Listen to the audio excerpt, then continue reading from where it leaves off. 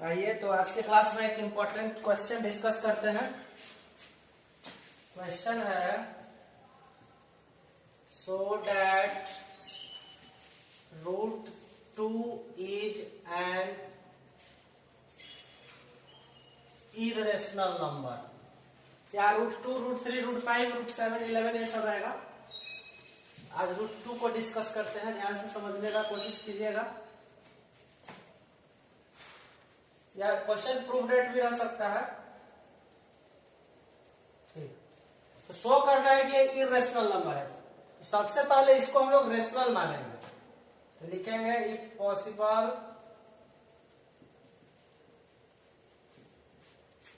Late √2 B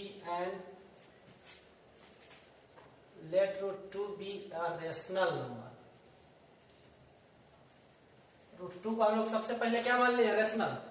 दिखाना है कि रेशनल है, लेकिन इसको हम लोग मान के चल रहे हैं अभी कि रेशनल है।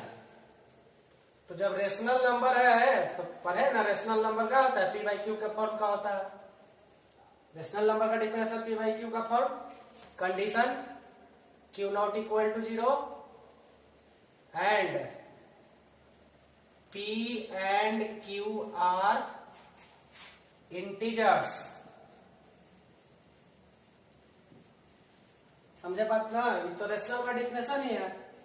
Number of the form p/q where q not equal to 0 and p and q are integers. ठीक है, अब यहां समझिएगा एक मिनट। यहाँ p/q, a/b, कोई बुक में r/s रहता है, कहीं c/d रहता है। तो जो भी यहाँ लिखिए वो दोनों इंटीजर ही रहेगा। डेनोमिनेटर में जो रहेगा वो नॉट इक्वल टू 0 होगा। जैसे c/d लेट करेंगे तो d नॉट इक्वल टू 0 होगा। r/s तो s नॉट इक्वल टू 0 होगा। जो भी डेनोमिनेटर रहेगा कंडीशन में वही नॉट इक्वल टू 0 होगा। और ये दोनों न्यूमरेटर डेनोमिनेटर इंटीजर्स होगा। c और d लीजिएगा तो c and d are integers. अब आइए, ठीक है, ध्यान दीजिएगा रेशनल नंबर पे। जैसे 4/6 भी रेशनल नंबर है, 5/7 भी रेशनल नंबर है। तो ये 5/7 खुद सिंपलेस्ट फॉर्म है। सिंपलेस्ट फॉर्म पढ़े होंगे जो किसी से ना कटे, कॉमन फैक्टर 1 हो। अब यहाँ देखिए, ये 4/6 सिंपलेस्ट फॉर्म में नहीं है, यहाँ कॉमन फैक्टर 2 है। तो ये भी 2 से कट रहा है, ये भी 2 से कट रहा है। या ऐसे काटिए, 2 दूनी 4, 3 दूनी 6, 2/3। तो ये सिंपलेस्ट फॉर्म हुआ। तो √2 को हम लोग रेशनल लेट किए हैं p/q। अब हम लोग को क्या पता कि p/q सिंपलेस्ट फॉर्म में है कि नहीं है? हो सकता है ये कटने वाला हो। तो यहां के बाद देखिए क्या होगा।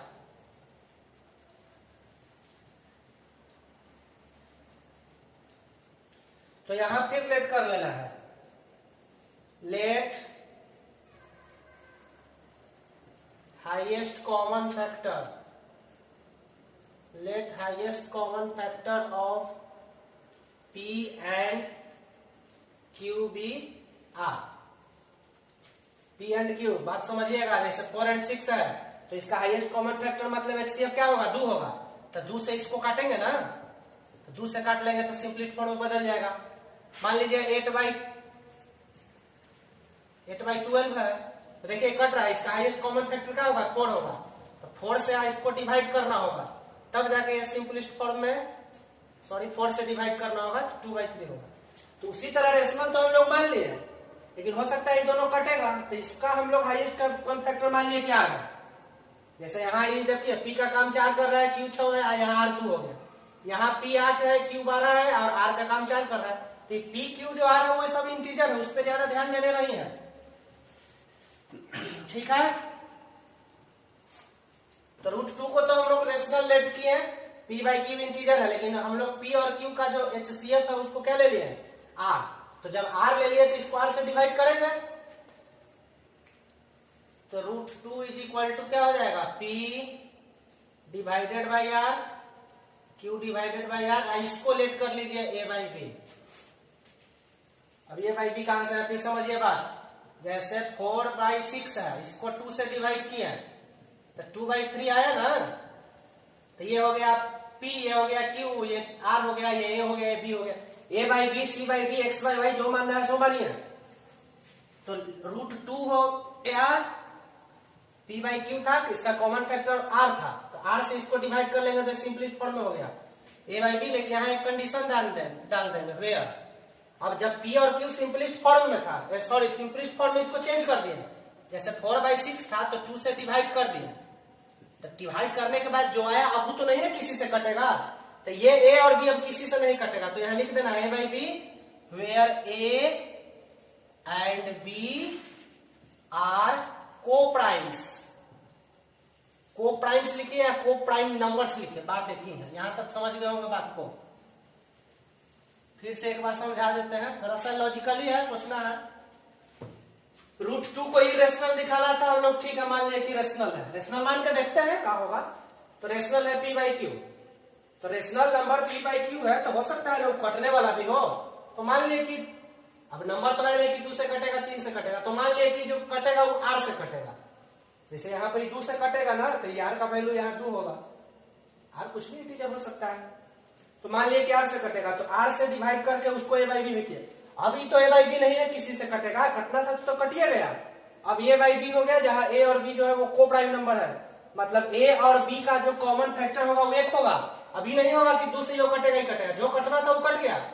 यहाँ A और B किसी भी नंबर से अब नहीं कटेगा 1 के अलावे, बात समझ रहे होंगे। इसके बाद चलिए, बस इतना समझे ना, यही शुरुआती थोड़ा सा समझना है।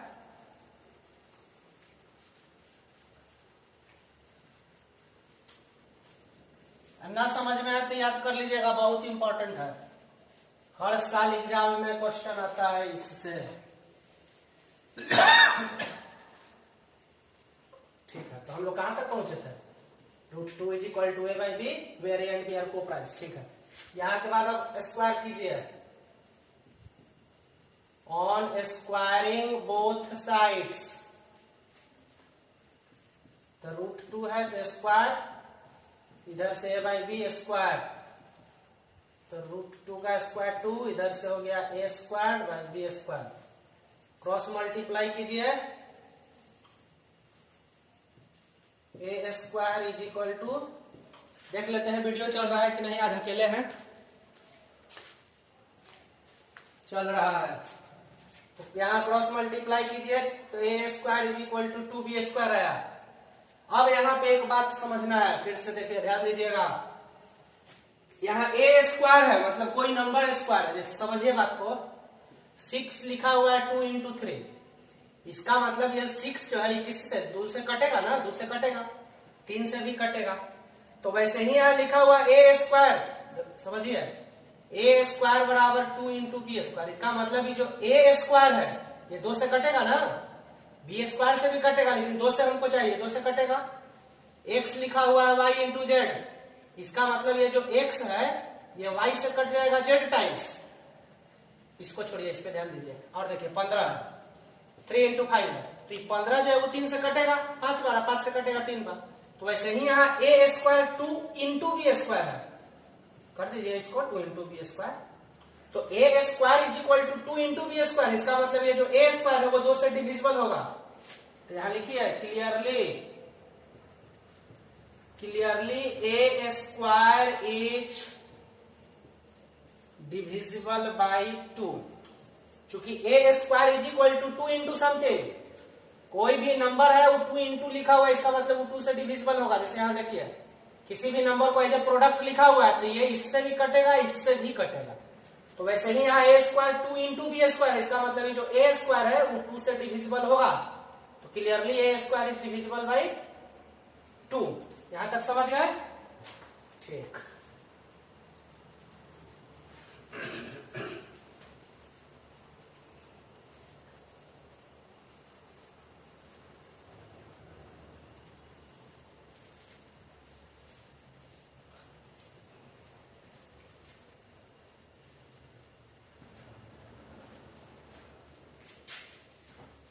तो अब यहाँ एक चीज और समझना है, होल्ड करिएगा, उसके बाद समझिए।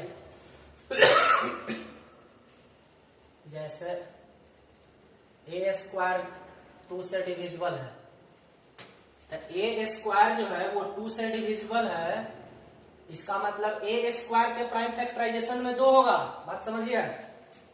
जैसे लिखा हुआ है 35, तो 35 के प्राइम फैक्टराइजेशन में 5 है, 7 है, इसका मतलब 5 से भी डिविजिबल है, 7 से भी डिविजिबल है। तो या उल्टा सोचिए कि 35 के प्राइम फैक्टराइजेशन में 5 है, 5 से कट रहा है, इसका मतलब इसके प्राइम फैक्टराइजेशन में 5 है। जैसे बताइए 16 3 से कटेगा, तो अगर इसके प्राइम फैक्टराइजेशन में 3 होगा तब 3 से कटेगा, नहीं तो नहीं कटेगा। अगर 3 से कट रहा है इसका मतलब इसमें 3 होगा, और नहीं तो नहीं होगा। तो ऐसे ही समझिए ए स्क्वायर जो है वो 2 से डिविजिबल है, इसका मतलब ए स्क्वायर के प्राइम फैक्टराइजेशन में 2 होगा। समझे बात? तो वहां जो लिखे थे clearly A square is divisible by 2, that means A must be divisible by 2। वहां पे डायरेक्ट लिखिए, हम समझा रहे हैं ये ऐसा काहे हो गया। जैसे देखिए समझिए 6 का स्क्वायर 2 से कटेगा ना, तो 6 का स्क्वायर जब 2 से कट रहा है तो 6 भी 2 से कटेगा। बात समझिएगा, जैसे 6 के स्क्वायर का प्राइम फैक्टराइजेशन करिएगा तो 6 का स्क्वायर 36 है, तो 36 का करिए। तो 6 के स्क्वायर में ये है, तो 6 के प्राइम फैक्टराइजेशन में क्या होगा? जो स्क्वायर में होगा वही बिना स्क्वायर में होगा। स्क्वायर में खाली रिपीट कर ले होगा 2 बार, स्क्वायर नहीं करेंगे तो एक बार होगा।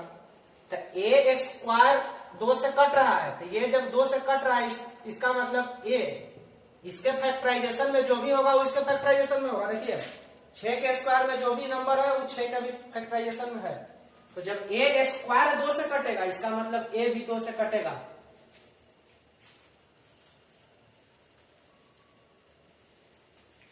यहाँ एक प्रॉपर्टी भी है, प्रॉपर्टी हम कल बढ़िया से समझाएंगे क्योंकि उसमें पूरा क्लास लग जाएगा। तो फिलहाल समझ गए ए स्क्वायर 2 से कट रहा है, इसका मतलब ए स्क्वायर का फैक्टराइजेशन में 2 है। तो जब स्क्वायर के फैक्टराइजेशन में 2 है तो बिना स्क्वायर के फैक्टराइजेशन में भी 2 रहेगा, इसका मतलब ए भी 2 से कटेगा। अब ए 2 से कटेगा, तो ए 2 से कटेगा तो क्या होगा? 4 हो सकता है, 6, 8, 10, 12। तो ए जब 2 से कटेगा तो उसको 2 इंटू कोई भी नंबर 2 से कट रहा है तो उसको 2 इंटू लिखा जा सकता है ना। तो let A is equal to 12।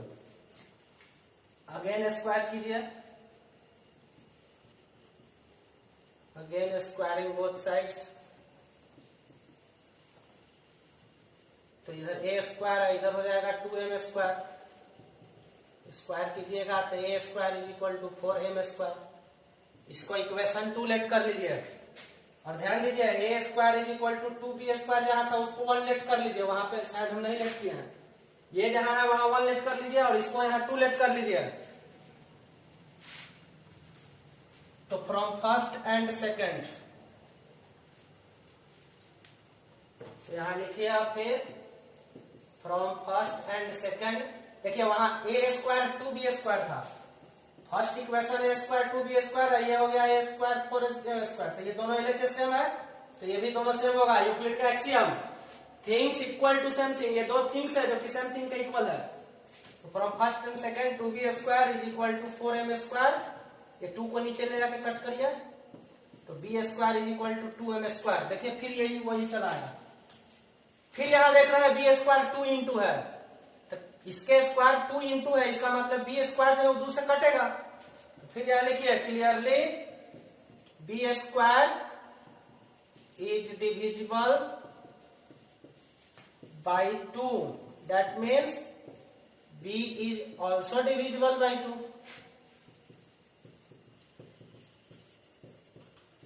जैसे ये वाला एक्सप्लेन किया तो वैसे ही हो गया। अब देखिए, अब ये 2 से डिविजिबल था ना, तो एक को 2 माने थे, अब b भी डिविजिबल हो गया, मतलब a भी 2 से डिविजिबल है, b भी 2 से डिविजिबल है। तो बताइए जब e भी 2 से कट रहा है, e भी 2 से कट रहा है, तो को प्राइम होगा? कभी नहीं होगा। हम लोग शुरू में मान लिए थे ना कि a बाई b जो है वो को प्राइम है। अब फर्दर ही कटेगा नहीं, लेकिन बाद में पता चल गया कि अब e भी कट रहा है, e भी कट रहा है, तो वहां पे तो हम लोग लेट कर लिए थे, काट लिए थे। p बाई क्यू को काट के हम लोग a बाई b में चेंज किए थे, मतलब ये को प्राइम था, अभी फर्दर नहीं डिविजिबल था। लेकिन आगे बढ़ने पे पता चला कि भी कट रहा है, भी कट रहा है, इसका मतलब हम लोग जो वहां पे माने थे वो गलत माने थे। तो लिखना है कि since a and b both are divisible by 2, since a and b both are divisible by 2. So our assumption, चाहे और थोड़ा सा पढ़ाइए. So A and B cannot be co-prime. इसका मतलब A और B जो है वो co-prime नहीं हो सकता है. हम लोग वहां पे तो co-prime माने हुए थे, लेकिन ये A और B co-prime नहीं हो सकता है. This is because our supposition, हम लोग जो माने हैं वो गलत माने, ये चलते हुआ. This is because our supposition is wrong. ये ऐसा ही चल रहा है कि हम लोग गलत माने हुए थे. ए और बी को प्राइम था, बाद में पता चला कि को प्राइम नहीं है. इसका मतलब जो हम लोग मान के चल रहे हैं उस शुरू से वो गलत मान के चल रहे हैं. This is because our supposition is wrong. Hence √2 is not rational. इसका मतलब ये √2 जो है वो √2 is not rational but an irrational number. हम लोग माने थे कौन चीज? रेशनल. और जो माने थे वो हो गया गलत. तो नंबर दो टाइप का होता है, या तो रेशनल या तो इरेशनल होता है. जो हम लोग को करना है ऐसे नंबर आप बहुत सारा है. उम्मीद करते हैं समझ गए होंगे. देखिए वो प्रॉपर्टी का था ना, सो डिस्कस कर सकते हैं. लिखा वो प्रॉपर्टी है ना कि if a square of a number is divisible by any prime number,